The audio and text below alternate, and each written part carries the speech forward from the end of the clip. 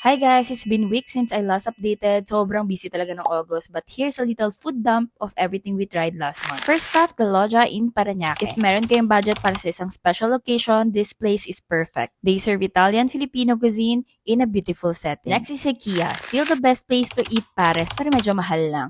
Their classic meatballs are always a must-have din, plus the buffalo wings kailangan nyo tong itry. Huwag nyo rin kalimutan itry yung kanilang mga cakes. For Sangyup lovers naman, very classic sa amin yung Sangyup Salamat. Although hindi na okay yung service for me, pero masarap pa rin tong balikan at marami silang branches. Another discovery naman sa Binondo, unlimited Chinese food. But honestly, ang nagustuhan ko lang talaga dito ay yung in-offer nila na shrimp. Ito naman, di ko na kailangan mag-explain kung bakit masarap at maganda pumunta dito. Pansit Kabagan, kailangan nyo itry ito pag napunta kayo sa Manila. Next naman is for buffet. Dito kami nag-celebrate ng aming anniversary and perfect talaga to for special occasions kasi medyo pricey siya. Pero super worth it dito, promise. Makakakuha naman kayo ng discount pag gumamit kayo ng video card or by booking on Klook.